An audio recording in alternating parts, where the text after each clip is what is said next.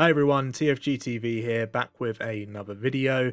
The format's going to be slightly different today. There's not going to be a lot of editing here. There's not going to be a lot of the production or anything like that, or any clips of games. What I'm going to do today is just a very brief review so far of T90 Titans League 5, Platinum League. So we're just going to focus on the S tier league in this video. And I just wanted to share some of the data that I found at looking at this tournament so far, and just giving you my insights really on how the tournament's gone so far, how it's maybe comparing to my predictions beforehand, and what we can expect going forward in the rest of the tournament.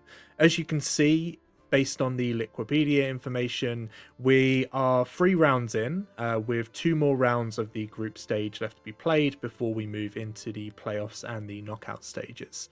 So the first thing I want to do is just give you guys a bit of more information around how the drafts are going at the moment and how the draft data actually looks within these games before I do a review of the league as a whole. So I'm just pulling something up on screen for you, and what this is a quadrant chart. So effectively, if you don't know what a quadrant chart is, it's a way of effectively comparing 2 different data points on a scatter graph. So effectively, what we are comparing here and what we're looking at is Civ picks versus Civ bans in each of these drafts across the tournament, so that we can see the data around who are the most popular Civs in terms of who are the most picked Civs, who are the most feared Civs, so who are the ones that are getting banned the most, and then Civs that are loved but maybe not feared, so they're picked often but they're not banned often, and vice versa. So on the screen here, one of the things I've immediately noticed, and this is very topical at the moment, is if we look at the more feared, less loved, so these are the Civs that aren't getting picked but aren't getting banned, we can see that immediately the 3 new Civs are on the other side of the average line. So basically what we do here is we get an average of the number of times that all the Civs have been picked and have been banned, and we get the average number from that to see who are getting the most banned Civs, who are the least banned Civs. So you can see in our more feared, less loved column, we have Muisca, Mapuche, and Tupi all within that. So effectively what this is saying is they're not being picked a lot. If they were, they would be higher up. They'd be in this loved and feared column. So these are Civs that are both banned a lot and also picked a lot. But they're actually down here, which means there's probably a degree to which players haven't had enough practice with these Civs to want to play them, but they also don't really want to come up against them either. Obviously, we all know the issues at the moment around the Champy Rush and how certain Civs are OP, but you've also got to remember that these Civs have only been available to select in the last round. They weren't available, I don't think, in round 2. They certainly weren't available in round 1. So they are already moving into this most banned territory, and I feel like by the end of the tournament they are going to be way over here. And again, we'll do a review at the end of the tournament as well, but you can see here they're not quite close to the Chinese and the Catans, who are, for the last year they've been the most banned Civs, but as well as Civs like the Mongols, but the Mongols are also picked a decent amount as well. But you can see that they've already crept into this category here, into the more feared, less loved category. So it'll be interesting to see if they are picked more often in this tournament, if players start practicing strategies, or even if there are certain players who are have already been practicing, they just and would have played them in round 3, but they just hadn't had enough practice and hadn't had enough time with those Civs to pick them. But even so, they are getting banned quite a lot, and they've only been picked a couple of times so far, which is interesting. What we can also see here as well is we've obviously got a big mix of Civs. When I showed this data for King of the Desert, it was a lot more specific, right? Because you're only playing on Arabia, so the Civs are all basically that your general Arabia Civs that are good on semi-open and open maps.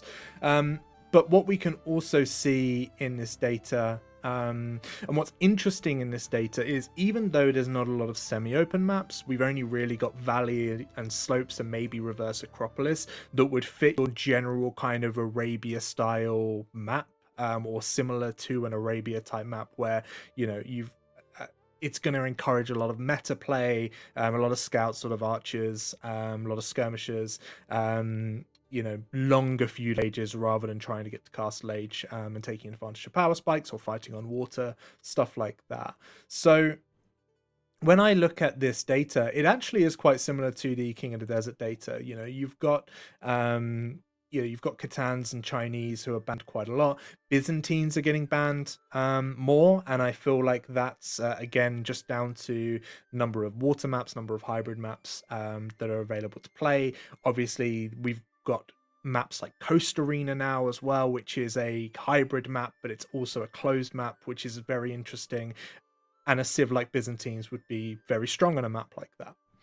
So it's not surprising for me to see Byzantines in there, as well as, your kind of usual suspects of the Catan, who probably still need a nerf at this level.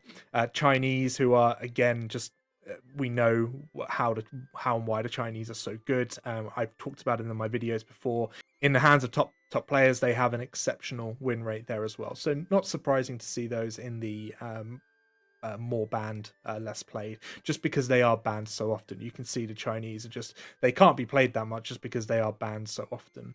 Catan's getting banned slightly less, but again, they're not being picked a lot as well. And I think, again, a lot of that, and the reason why the Catans are maybe more banned in something like King of the Desert is just because they are a better semi-open Arabia style map civ, which we just don't have as many of in this tournament. Then we've got our loved and feared. So, we're going to see a lot of different very strong civs in this lineup. So, the Mongols are in there. Again, Mongols are usually more down in this section, or they were for the King of the Desert. But now they're kind of in this loved and feared section. So, they are being picked more, but they're still being banned quite a lot as well.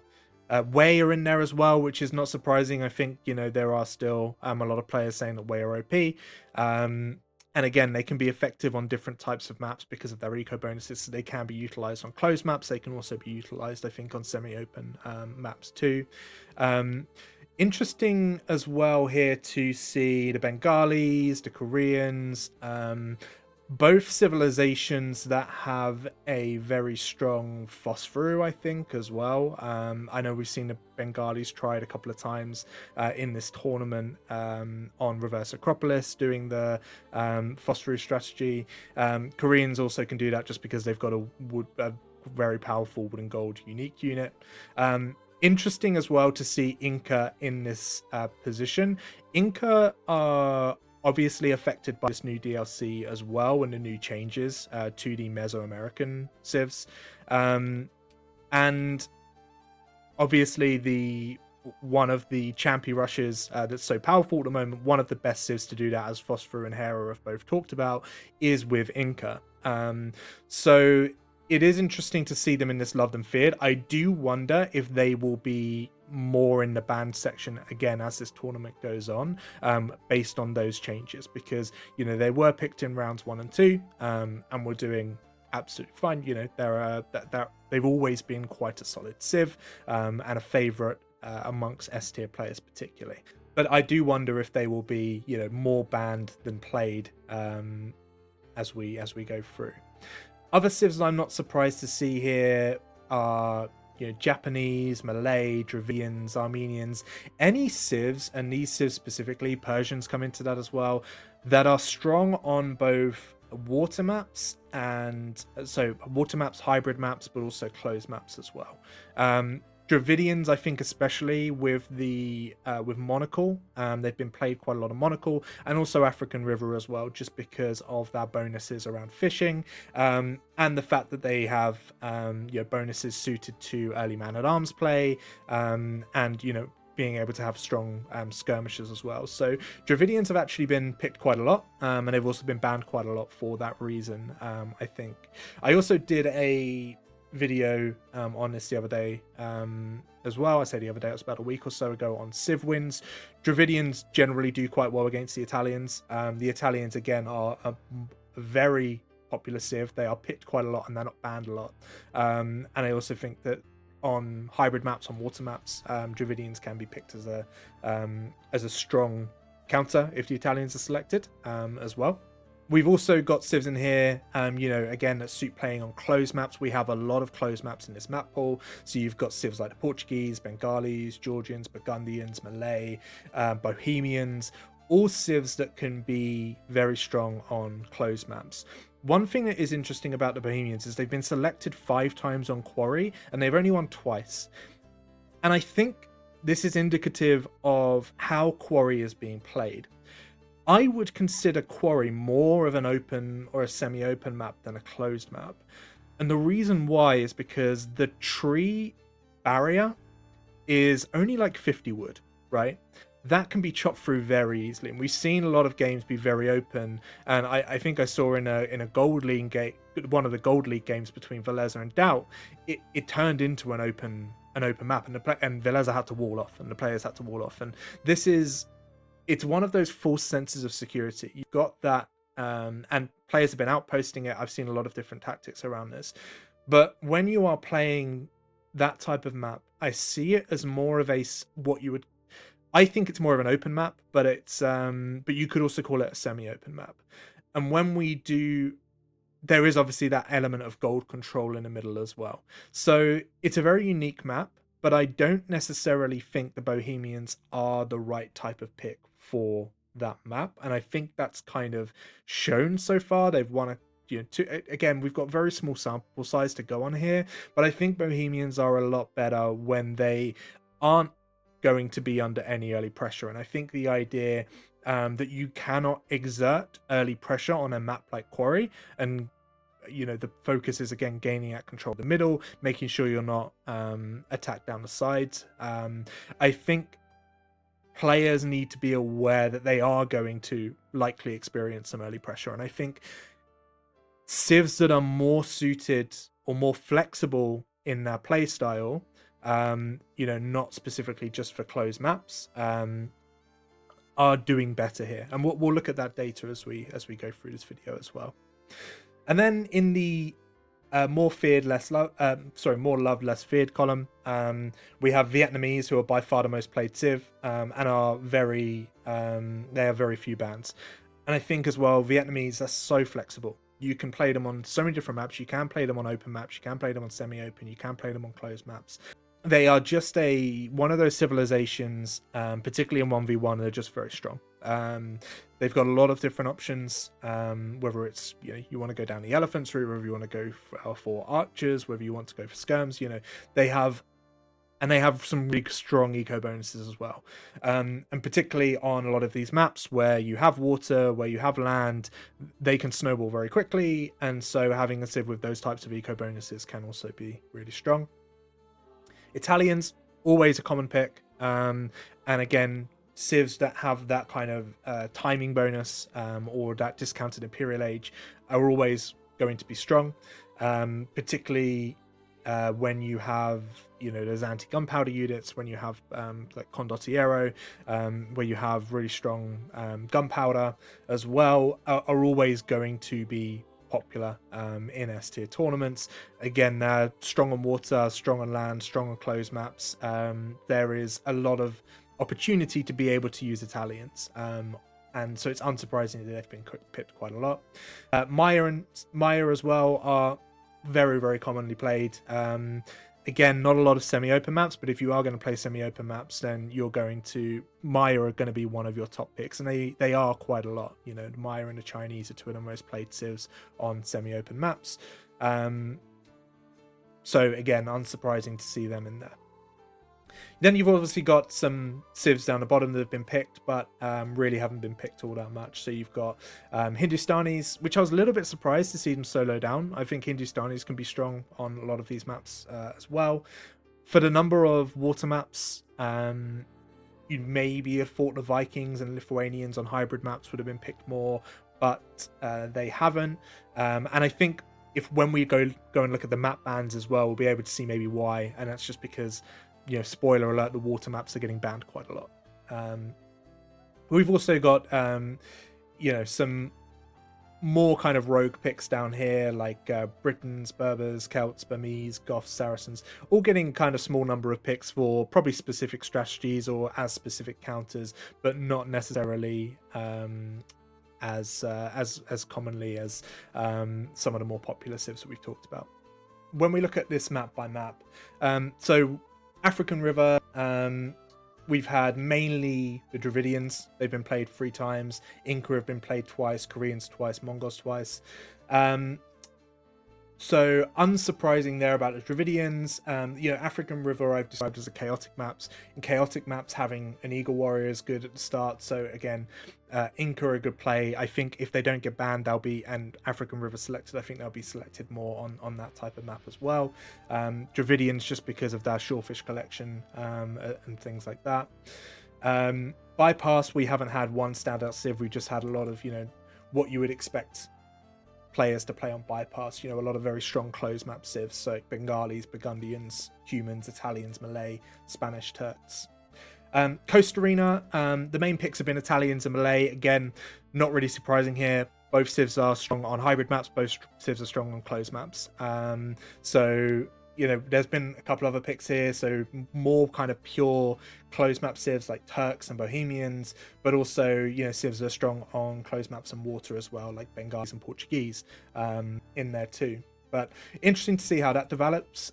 Coast Arena has been banned quite a lot as well. So if we look at the maps by number of bans, Coast Arena is not super high. It's kind of in the more kind of upper mid table of most banned maps at 27. But as I was talking about before, when we look at the number of bans, it's Seychelles and Northern Crossings, which have 61 bans between the two. And they're both the 2 water maps in the pool. And I think whilst water maps are never popular, I think the latest patch has a lot to do with that as well. I think players are probably not quite happy with the water balance at the moment and the counters. And I think this is really interesting data because I think that's indicative of that, right? What don't players want to play? What aren't they comfortable on? And normally players aren't comfortable on water at the best of times, but it seems that is that's very pronounced at the moment, and I think this data highlights that. Tulu as well is being banned quite a lot, I think, again, just because it's a map players aren't used to. I'm surprised to see Bypass so high ahead of something like Coast Arena, but I guess it's more around the kind of same. Reverse Acropolis, interestingly as well, has been banned quite a lot. The least banned maps are less surprising. You've got Slopes at the bottom there. Slopes is probably the most similar map we have to Arabia, so I'm unsurprised that's been banned. At least it's probably going to be a comfortable map for a lot of players who just want to play a meta game, something that's easier to practice than other maps. High Tides as well, very, very common. Similar to, you know, like Four Lakes and other types of hybrid maps. Where again you want to gain water control, but it can snowball. But these are the types of maps that players are used to, so I'm not surprised to see High Tides on the low end of the ban side. Stranded, I think, also the same, although it's technically a nomadic start. It's not really the same as like a nomad or like a you know, land nomad or any other map where you have to kind of find a spot to build a TC, right? It's a lot more you kind of spawn and then you build your TC in the game, so it's more akin to a hybrid map than like a standard hybrid map than it is to like a nomadic map, I think. So that's my opinion of it anyway. I am surprised to see something like Valley banned so much. I think Valley is one of those maps that is quite similar to an Arabia in terms of how it plays out and in terms of the semi-openness of the map. So I am surprised to see it banned, you know, the same amount as, you know, something like an African River, which is, for me, like a chaotic map, right? Which you would tend to think would be banned more. But yeah, it's coming up in this kind of mid-table area. But that's interesting to see as well. Going back to the which Civs have been played on each, Zimbabwe, we've got again mainly Civs that are doing well, that would do well on closed maps, the Spanish, Bengalis, Malay, but also, you know, Civs like Maya in there as well, which is interesting.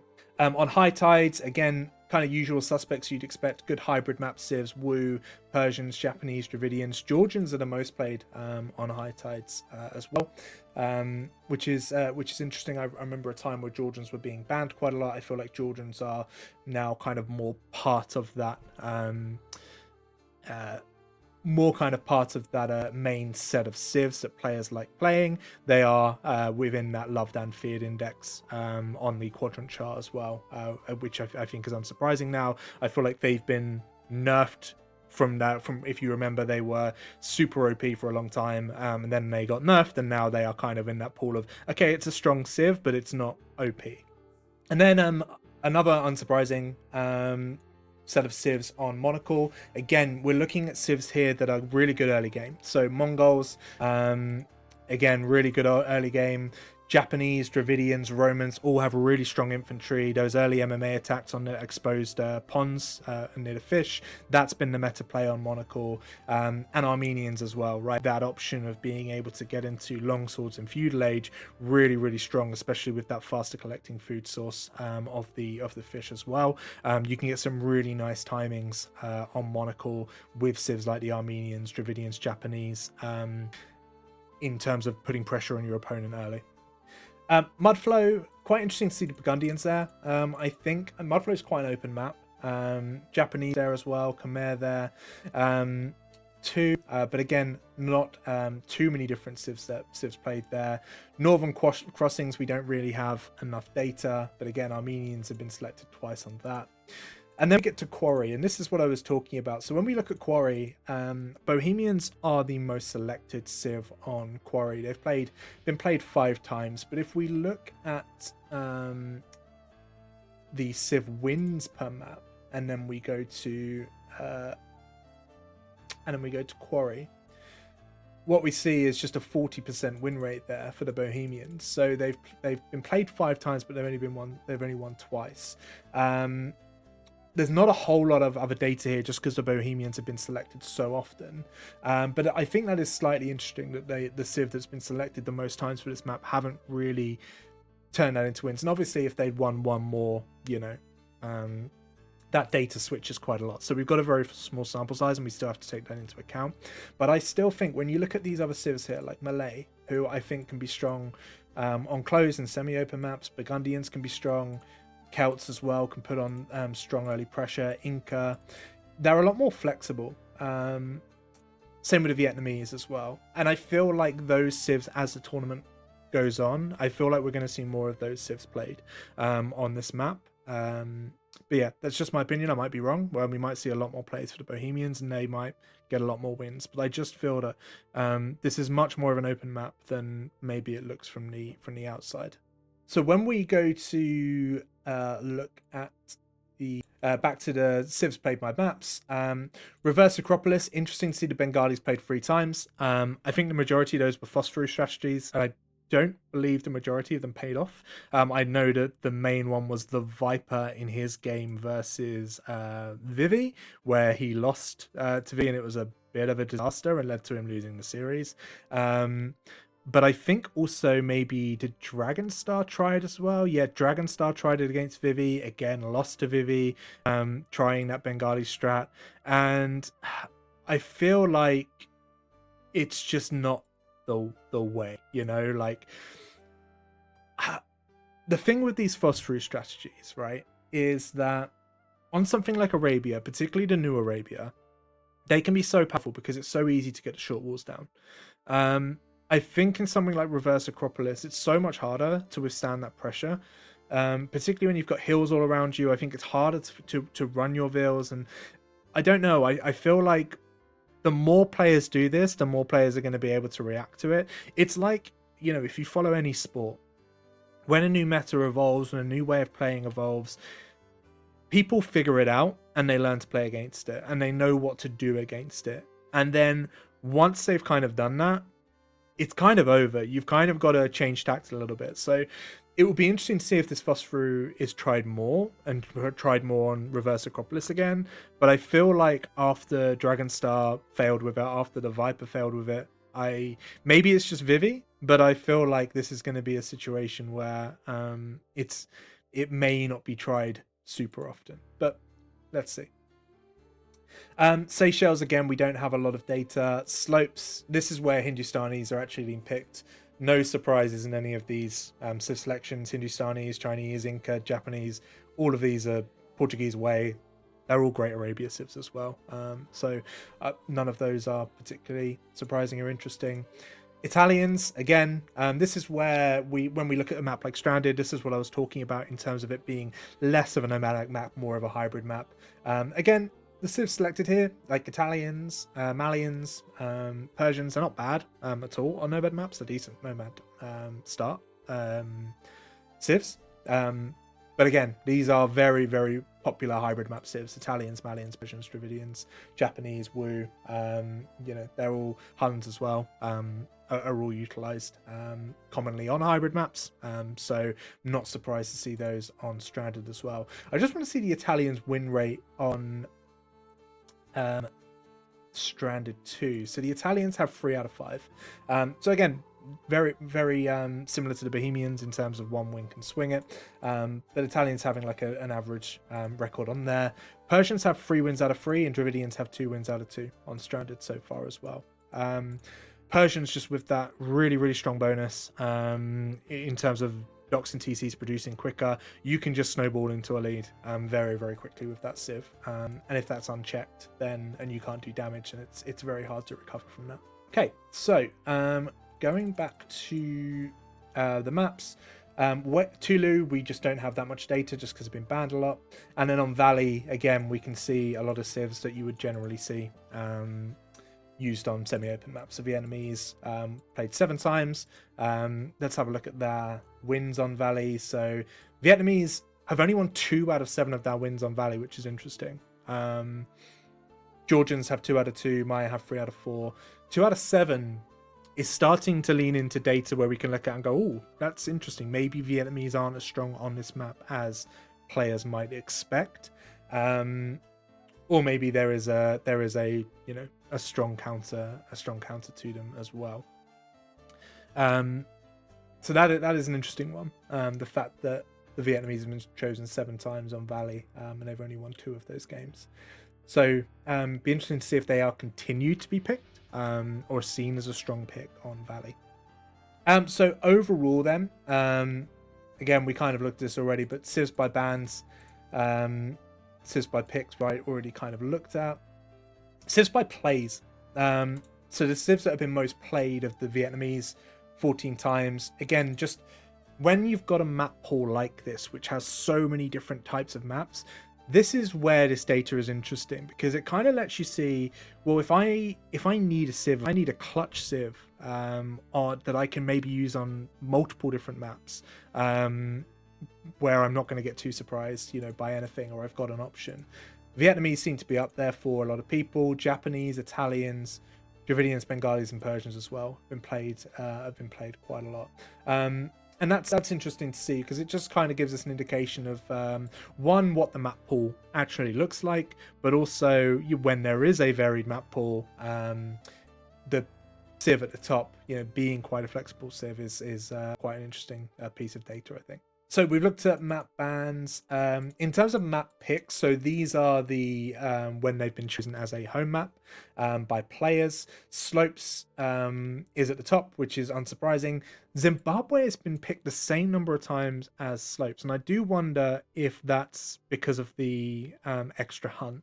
I found it really entertaining watching Zimbabwe. I think it's been one of my favorite maps because of the early game where players are trying to get the extra hunt.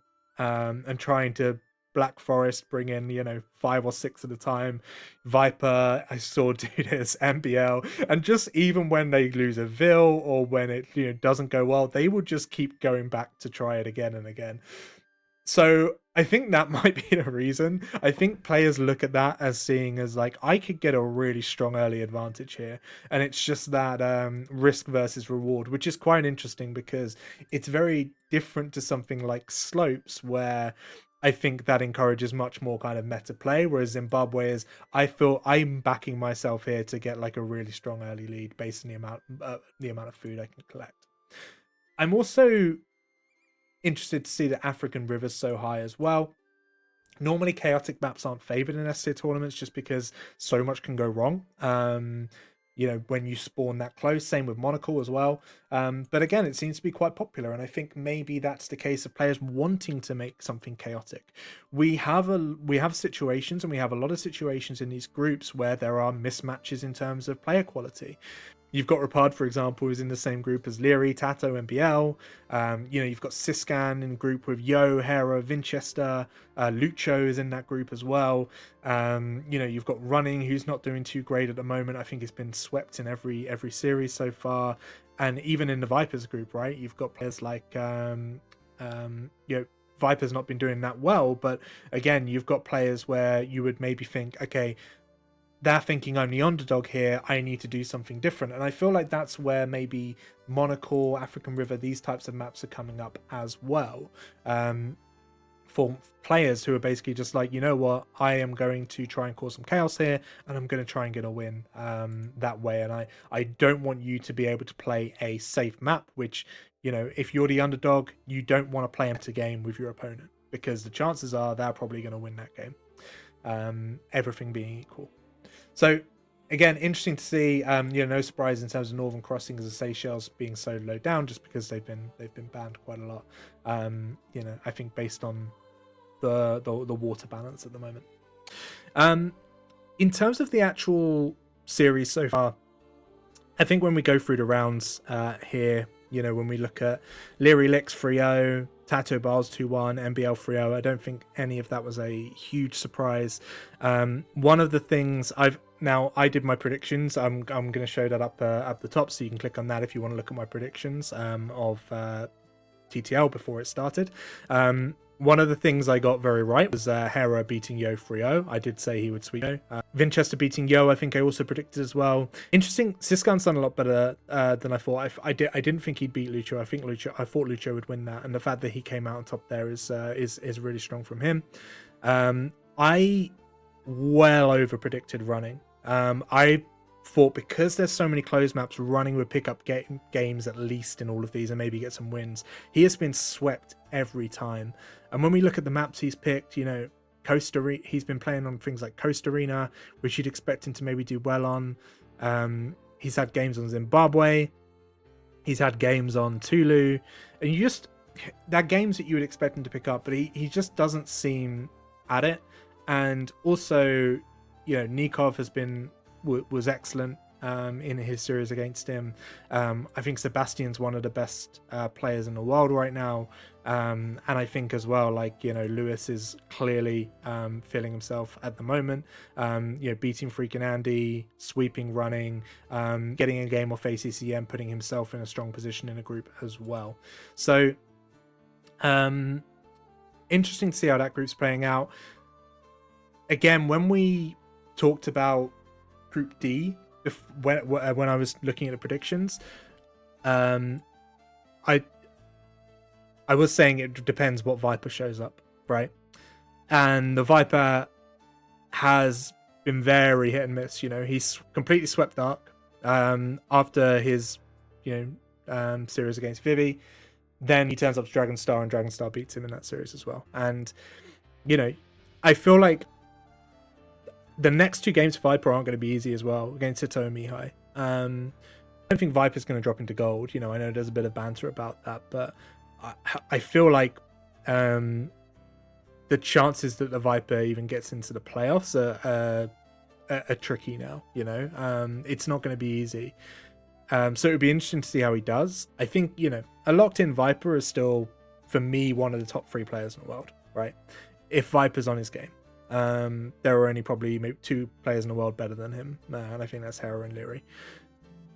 But that opinion might change based on the results of this tournament, right?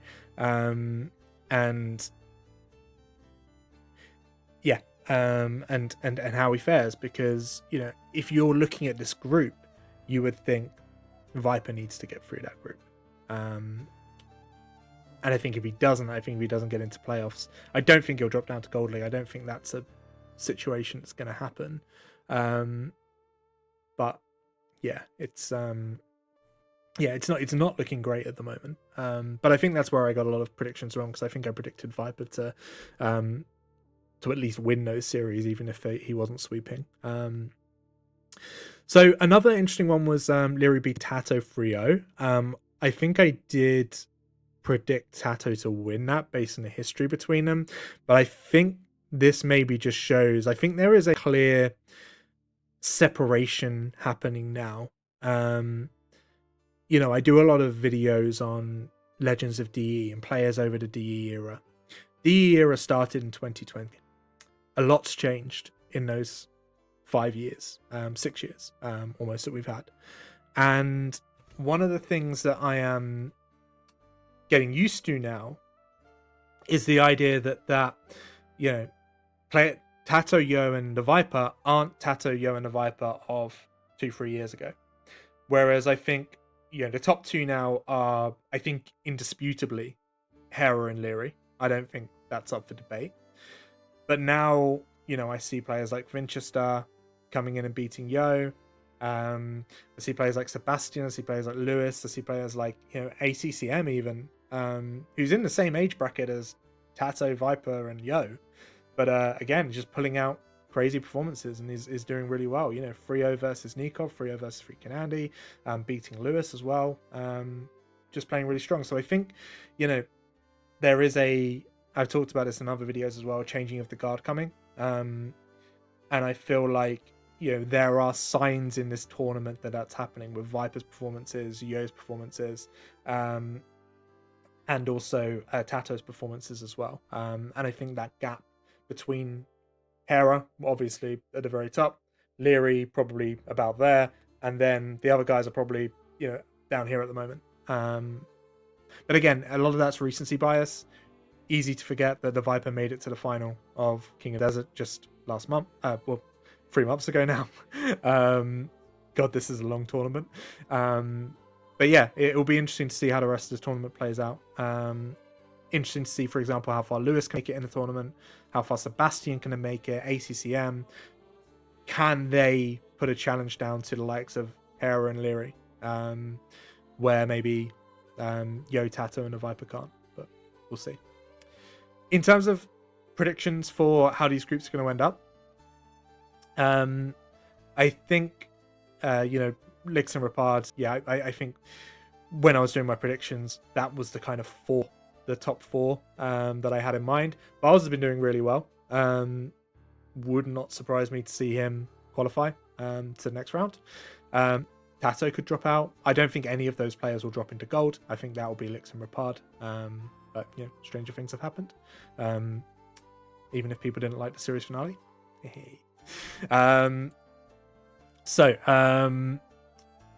Group B, I think, Hera being 3-0, 9-0 on maps, not super surprising. I think I wouldn't, who's he got left to play? Winchester, Siscan. I said in my predictions, I feel like Winchester's probably one of the few players who can take games off Hera in this tournament.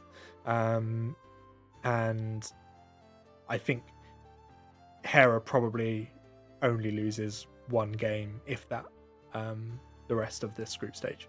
So I think Hera's through top. Winchester, again, I thought he'd do quite well. I thought he was the second strongest player in this group in my predictions video. And I feel like that's going to come to pass. I feel like he's got Lucho left and he's got Hera left. I think he loses to Hera, but I think he beats Lucho. And I think that'll be enough to go through to the playoffs. Then it's between Hart and Yo, and they have to play each other. And they both play a player they should beat. So I think it should just come down to that Hart v Yo game to see who goes into that extra playoff place. But I don't think it's any more complicated than that. I feel like Siscan and Lucho are probably going to drop down to gold, which I think we could have maybe predicted. Group C, I still think it's a toss-up between ACCM and Sebastian. Obviously, they play each other next, so I think personally, Sebastian will win that series. That's what I predicted, and I feel like that's still the case.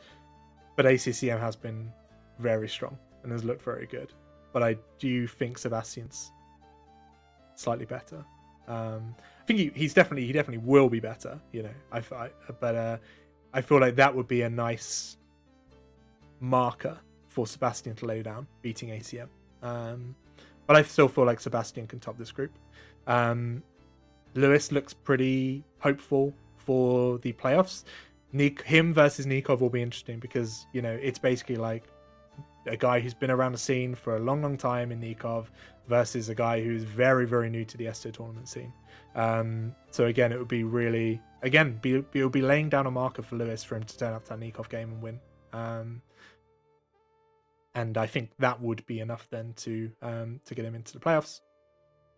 Lewis versus Sebastian as well is going to be really interesting. I still think Sebastian will win that, but yeah.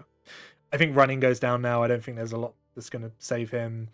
Freaking Andy as well. It's not great for him either. But you know, he gets a win against running. He gets a win against Nikov, which he is more than capable of doing, and this group looks a lot different. So yeah, Freaking Andy still got a chance. Running obviously still has a chance, but you know, he's still got to play ACCM, and I think he's going to need to pick up a few games to have any chance of staying in Platinum. I just don't think it's going to happen for him this season. And then Group D could be absolutely anything, you know. This is a lot more competitive than I thought it was going to be. Sato's looking in a strong position. I think if Sato beats the Viper, that's it. Like I think he's through. Mihai has far surpassed my expectations. I think he's done really, really well. You know, sweeping Dark, who did so well last season. Dark's really struggled. You know, he hasn't picked up a map yet. And I think T90 says a slot as well. You don't know what you're going to get with Dark. And yeah, it just seems that he's not really hit the ground running in this tournament, and very similar to running. Hit the ground running. I didn't mean that. I'm just tired. I feel like that's going to be a struggle for Dark now as well. Still going to play. He's capable of beating both Vivi and Dragonstar. The Vivi's not looked shabby. You know, he's picked up 2 series wins. Dragonstar also looked really strong against the Viper as well, and has also picked up games off Vivi and Sato. So Dragonstar is very much in the running for this too. So that's going to be quite interesting. But yeah, I feel like Viper Sato, that's going to be really important for the Viper, I think. If the Viper loses that, he could be in real trouble. And may drop down. But I think looking at this, I think Dark's definitely going to go down, and then I think it's going to be probably one of Mihai, Vivi, Viper, or Dragonstar. I know it's basically everyone else in the group, but it's just when you look at the points and when you look at who everyone's got left to play, it's just that's just how it's situated at the moment. So yeah, I hope you've enjoyed this. Let me know if you like this type of content, whether you think it's worth doing like kind of mid-tournament reviews. Normally I wouldn't, because tournaments are generally played over the course of a few days and a week rather than 3 months. So TTL is a bit of an exception in that case. Let me know what you think. Hopefully you enjoyed this type of format. And leave a comment below. Let me know what games you've enjoyed in the tournament, who you think is going to win. Who you think is going to progress from the groups, and I will see you all soon.